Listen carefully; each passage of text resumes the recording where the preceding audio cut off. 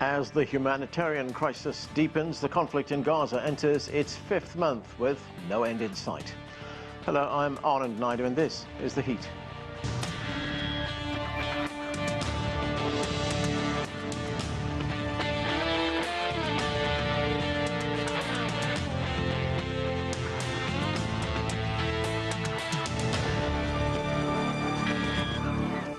Qatar says Hamas has given a generally positive response to a proposed truce deal with Israel, while reiterating its demand for an end to the Israeli assault on Gaza. Qatar's Prime Minister described Hamas's reaction to the proposal as generally positive without providing more details. For more, we turn now to Elena Bekatoris with the Associated Press. She joins us from Jerusalem. Elena, the U.S. Secretary of State Antony Blinken is in the Middle East seeking, among other things, a ceasefire and a hostage deal. He now has a response from Hamas that he's going to be taking to Israel. What more can you tell us? Hamas has responded. They say that they see this proposal in a generally positive way. The proposal is being brokered by Qatar, Egypt and the US, and it is seeking to see the release of around 100 hostages who are still being held in Gaza in return for a pause in the fighting. Now, Hamas, however, is also saying that they want a comprehensive and complete ceasefire. Now, this could be a sticking point because this is something that so far Israel has said it cannot accept. Antony Blinken is now in Israel. He landed in Tel Aviv and he will be meeting with Israeli officials. So this is still very much an ongoing negotiation. These are hostages who have been held in Gaza since October the 7th.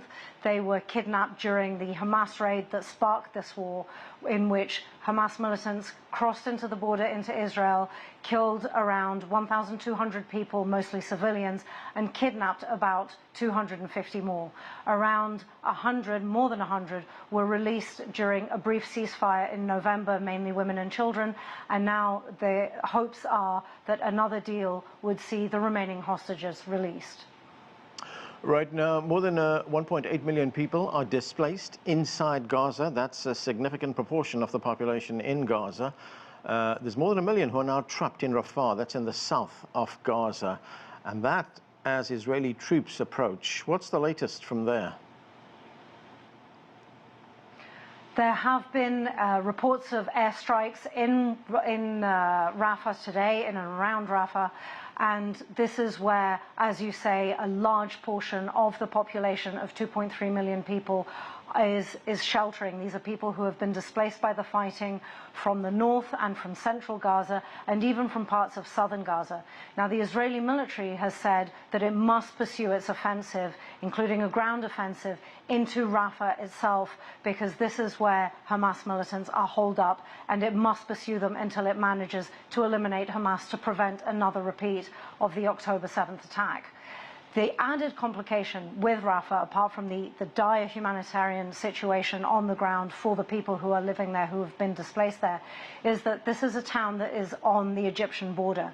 Now, Egypt has an agreement with Israel since 1979, a peace agreement, and it has voiced strong concern that if Israel pursues its assault into the town, that this could jeopardize this peace deal. So a continuation of the offensive into Rafah itself could be very contentious. Thanks, Elena. That's Elena Bekatoris reporting from Jerusalem. Well, there is much to talk about. Let's get to our panel.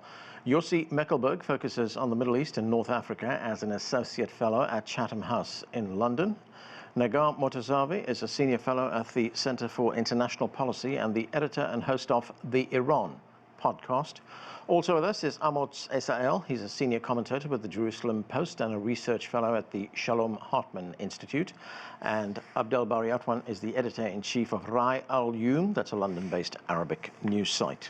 Thank you, everyone, for being with us. Abdel Bari Atwan, as we heard, mediators seeking a hostage deal say the response from Hamas has been, in their words, generally positive. But it's unclear if this deal includes some of Hamas's key demands, and those demands include for Israel to leave Gaza, as our reporter put it, a comprehensive ceasefire, and also lift the siege on Gaza.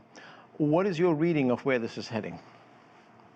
I believe the Hamas, other resistance groups, they don't trust the American assurances or guarantees. They want stronger guarantees. And, they are looking at things from a comprehensive point of view. When they ask for a full Israeli withdrawal and a complete ceasefire, they are actually right to do so because, Gaza now, tomorrow, it will be our fourth month of this war. So, and also they are asking for the displaced people, as you mentioned, 1.8 million, they should go back to their houses or what left of their houses, because about 86 of Gaza houses were demolished or destroyed completely.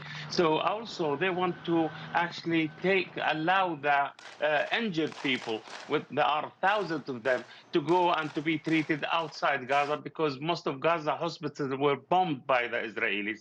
And the last one is, the reconstruction of Gaza. Okay, who will reconstruct Gaza?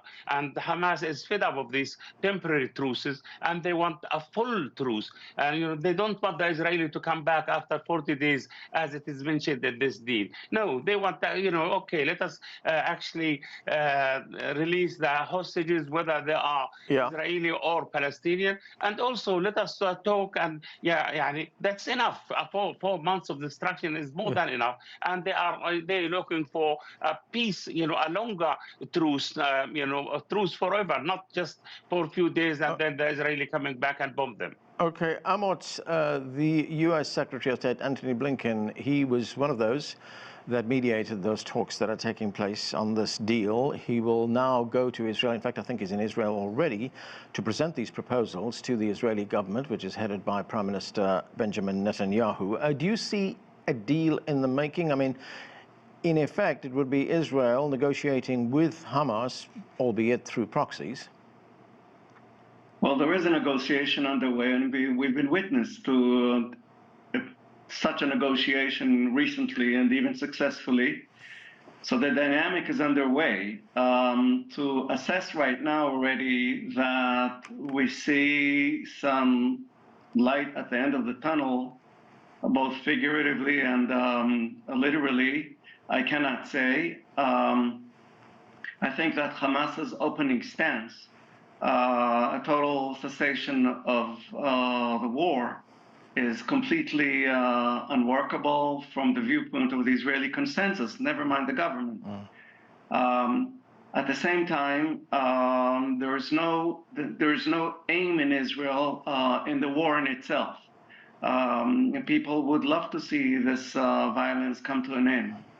And I therefore think that there is a way to make some progress here, but we all need very strong nerves and patience. Yossi Mekelberg, how does this proposed deal, I mean, as I said, we don't have too many details on it, but looking at what we know, I mean, how does it square with Prime Minister Netanyahu's stated, professed goal to destroy Hamas completely, to free the hostages? In fact, yesterday we heard the Israeli Defense Minister say that the Israeli troops will now be moving into the south of Gaza, into Rafah, as we heard, and that these attacks on Gaza will continue for months. Well, I think in the fog of war, we hear all sorts of statements, and at the same time, there are diplomatic negotiations taking place in different capitals of the region. So it's difficult to know what says behind closed door compared to what is we hear stated. At the end of the day, Prime Minister Netanyahu and the Israeli government needs to decide if they want to see the hostages back, as most Israelis would like to see the hostages coming back home. They will need at some point to have a ceasefire, because without it, Hamas is not going to release the hostages, and without a humanitarian ceasefire that might hopefully will lead for a long-term ceasefire. And I think there are different games and different balls are juggled at the same time between what is convenient for Prime Minister Netanyahu for domestic political consumption, in which he's holding by the skin of his teeth his position as a prime minister, at the same time what is right strategically for Israel, what is right for the society that suffered from what happened in October 7, even before. Let's not forget the protest that took 10 months against the Netanyahu government, their assault on democracy. So all this needs to swear, but at the end of the time, I think that's why the American effort, diplomatic efforts, are so important here, together with Egypt and Qatar, to bring to a ceasefire, bring the hostages back home. It will require also the release of Palestinian prisoners, but then you can start looking into the day after the war. Negar, how much concern is there in the region that what is already a widening war there could escalate into a major crisis? Well, there's a lot of concern. Essentially, what we've seen since October 7th has been all escalations. We haven't really seen any form of de-escalation, and the war has already expanded to multiple fronts in the region. Israel is not only fighting in the southern front, it's also fighting in the northern front with Hezbollah in the Lebanese border. The war has expanded to Iraq, the Iran-backed militias in Iraq directly against U.S. forces in Syria, now even in Jordan with last week's attack, and also in the Red Sea. And from the other side's perspective, Israel is not only fighting Hamas, but this loose network, essentially the axis of resistance, as they call themselves, and also Iran, which is sort of a leader in that, trying to raise the cost for Israel and the United States. So the war has already expanded. It has already escalated to multiple fronts. We know that the U.S. and Iran don't want direct confrontation, so that's reassuring, but nevertheless, you can be sleepwalking into that big conflict. And so far, we haven't really seen much de-escalation happening on either side. All right, Negar, talking about sleepwalking into a major war, the United States has hit targets in Syria and Iraq. That's after 3 United States soldiers were hit at that military outpost, which was situated in Jordan. The United States has blamed Iran and its proxies for this, but the Iranians have denied any involvement. In fact, this was their foreign minister responding to those allegations. Let's listen. The Islamic Republic of Iran has no proxy forces in the region. It is the United States regime that uses the Zionist regime, an organized terrorist entity, as a proxy force to achieve its strategic goals and illegitimate objectives in the region. So, Negar, I mean, what is the likelihood of there being, of this escalating even further? I mean, there could be a miscalculation on one or other side, and we could have a bigger war. Well, indeed, I think the attack on that U.S. base in Jordan with the fatality on the U.S. side was a miscalculation. I think both the militias, the Iraqi militias, and even Tehran realized that they took it maybe a little too far. And we saw a little bit of a de-escalatory posture after that. On the United States side also, I want to add this caveat that the U.S. knows that hitting Iran inside Iranian borders, as some hawks here in Washington have been calling for, hitting Iran inside Iran is a major red line, is going to be seen as a declaration of that big war. So the U.S., the Biden administration has avoided that. They've also telegrammed that they're going to be attacking sites ahead of time, potentially giving these Iranian forces and the militia time to get out of harm's way and reduce the casualties. So I would say the escalation hasn't been major, but the path that both sides are on over the past few months since October 7th has just been escalatory. Abdel, Bari, Atwan, getting to the situation in Gaza, the current situation, Israel's defense minister, Yoav Gallant, says Israel will shift its focus now to the southern part of Gaza, to the city of Rafah, which is in the south. Let's listen to what the defense minister said. We will continue this action, and we will reach the places where we have not yet fought, in the center and south of the Gaza Strip, especially in the last remaining center of gravity in the hands of Hamas, Rafah. Every terrorist hiding in Rafah should know that his end will be the same as in Khan Yunis, in Gaza City, or anywhere else in the Gaza Strip. Surrender or die. There is no third option. So, Abdel, Bari, Atwan, there are 1 million Palestinians sheltering in that particular part of Gaza. Israel initially ordered Palestinians to move there to seek sanctuary, to avoid the bombing that was taking place in other parts of Gaza at that time. So what does this latest announcement mean for the people there? You know, Mr. Anand, I am from Gaza and I am from Rafah. My family is still there and my relatives, and they are really, extremely worried because they have to, if the Israeli go and attack Rafah, it means, the death of thousands of people there because it is very crowded, very congested, more than 1,200,000 people or 300,000 people living there.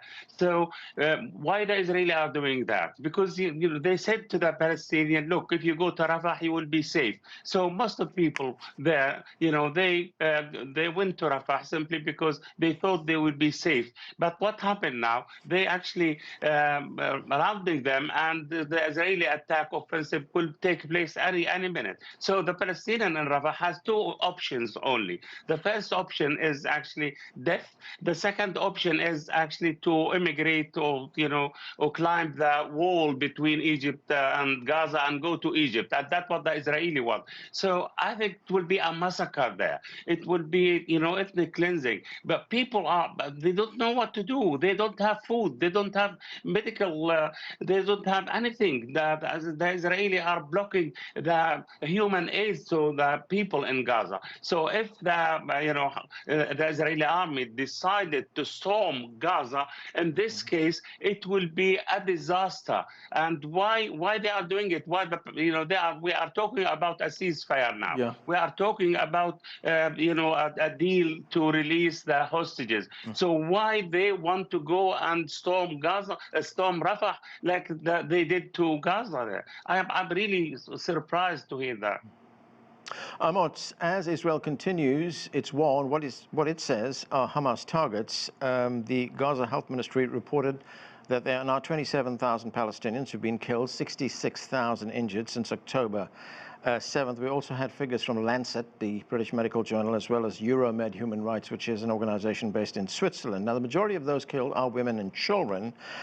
There was a senior U.S. military commander here in the United States. He was on television this weekend, General Frank McKenzie. He's the former head of the U.S. Central Command. He says Israel's success in degrading and destroying Hamas is, quote, very limited. What is the status of Israel's goals right now? Well, I'm not sure all military experts agree with this quote. In fact, I have heard entirely different assessments, especially from American generals who are deeply impressed with the military accomplishments of this assault. And concerning the specific locations that Abdel has just decried, this is where Hamas is nestled. It deliberately positions itself among the population, and the Israeli army has no choice but to attack the installations that Hamas chooses, and this is why civilians are indeed getting harmed. It's a major tragedy. It's not our fault. We are responding to a situation that someone else shaped. I want to, with your permission, to say something about the Iranian role that Negar previously discussed. Go ahead. She's right, of course, in that the Iranian effort is to only go this far and to stop short of provoking America and its allies from attacking within Iran proper. However, things can easily spin out of their control. And especially if Donald Trump returns to the White House, I think all bets are off. My personal views about him are well known and negative, but this is not about my wishes, it's about my assessments. Yeah. Chances of him arriving back in the White House, and grandly so, are high. And if he does arrive there, and all these belligerencies to which the Iranians are resorting are still afoot, which they very likely will be as of less than 12 months from now, I think the chances then that something very unpredictable and possibly very irresponsible will indeed take place. Yossi, there was a very disturbing report on Al Jazeera just a few days ago. It said that Palestinian authorities have discovered a mass grave with decomposing bodies of Palestinian detainees who were blindfolded and handcuffed. Palestinians are calling for an investigation. In fact, this report was highlighted by the former head of Human Rights Watch, Ken Roth, he said in a social post that this is something should be covered more widely. He said, why, in fact, he posed the question, why is this not a bigger story? Could this be a war crime?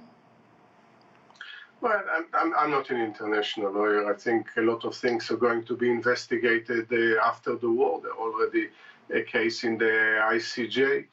At the end of the day, that's what happens in wars. No one can condone it. Mm-hmm. And I think, yes, Israel has an option. It could have conducted the war in Gaza differently. It took a decision, and the decision, not whether the definition of success is how many Hamas militants are killed, but we need to look also how many civilians are killed, and if anyone can justify the death of so many civilians, or there is a different way to do it, not to take away anything from the severity of Hamas terrorist attack of October 7, which and the massacre there. And again, the kind of the specific issues, I'm sure, will be investigated after the war on all sides, including the way that Hamas is using a human shield, and all the, of course, the atrocity of 7th of October. And if the IDF is committing certain things, I'm sure it will be found out. But I don't think at this point we can put ourselves as judge and jury. Negar, you mentioned earlier that there are also heightened tension on Israel's northern border, that's the border with Lebanon. The Lebanese group Hezbollah, which is based in southern Lebanon, they say that they've launched 961 military operations against Israel. They were very specific about that number. Israel, for its part, says it has struck 3,400 Hezbollah targets and killed 200 people. It described those people as militants. What is going on there? Well, I want to also note that some of those killed were journalists. So essentially, Hezbollah, a member of this loose coalition calling itself the Axis of Resistance against Israel, has been trying to raise the cost of war, weaken Israel, at least distract part of the Israeli army in its northern border, while also, from their viewpoint, moving in a calculated and limited way that doesn't turn this into a major war, full-blown war on that border, or that doesn't lead to an Israeli invasion of Lebanon or a full-on war between Israel and Hezbollah, which neither Hezbollah nor Lebanon can afford. Lebanon has very serious political, economic problems. A big portion of the population lives in poverty, and it's just not something that society or even Hezbollah can afford to do. Nevertheless, I think they have been active as part of this resistance movement to try to sort of raise the cost for Israel, essentially in their view to stop the Israel-Hamas war or the attacks on Gaza. Abdel, Bari, Atwan, the United Nations agency, UNRWA, which has been operating in that region for decades, UNRWA says its vital operations in Gaza will run out of money by the end of February. Now, we have to remember that the United States and other donors have suspended funding to UNRWA. That's after Israel accused 12 of UNRWA's workers of being involved in that October 7th attack in Israel. But trying to figure out what would be the effect once they run out of money. I mean, Palestinians are already facing mass starvation and famine. In fact, the World Health Organization says 93% of the population faces crisis levels of starvation, and infectious diseases are soaring. That's the words that the WHO uses. What happens when UNRWA can't operate anymore?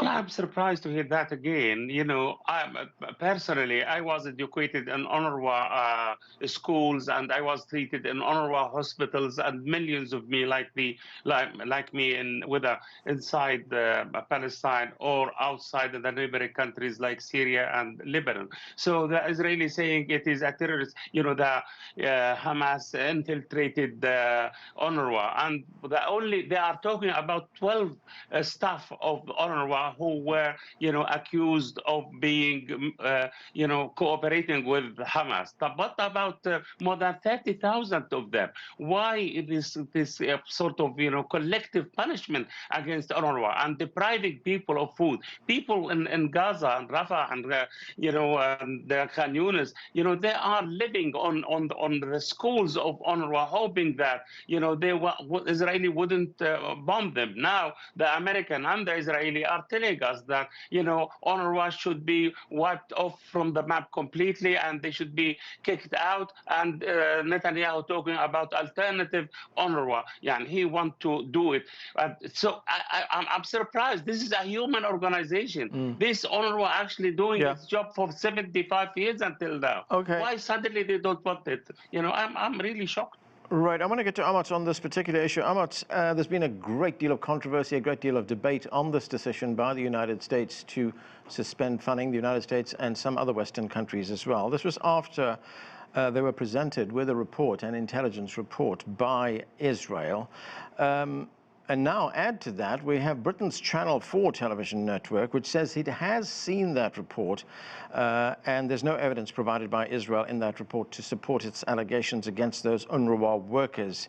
We know that Israeli leaders in the past, including the Prime Minister Benjamin Netanyahu, have said that they would like to see UNRWA shut down. UNRWA, the UN for itself, has appointed a number of people to head an independent investigation into what happened here. Would Israel support that investigation? I don't know what Israel will do, but I don't speak for the government, but I can say about UNRWA in general that the deeper problem is not what a certain number of its individuals did on a specific day. That is, of course, a major scandal in its own right. Yeah. But the deeper problem is the purpose of this organization and the way that it has been managing, especially the education system in Gaza over the decades. This is a school system, hundreds of schools that teach hatred, that teach racism, and that condone jihadism, all of which came to fruition on October 7th. This is the problem. Right. We need an organization that will reboot and build totally from scratch all the schools in the Gaza Strip so that people there can understand that they may have disputes with the Israelis, they can have a rivalry with the Israelis, but they cannot turn us into the subhumans that they were taught that we are, and indeed ultimately also treated us as. This is what needs to come to an end. I'm sorry, I'm going to have to interrupt you there. We have run out of time. Thanks to all of you for being with us. That's it for this edition of The Heat. I'm Anand Naidu in Washington, D.C.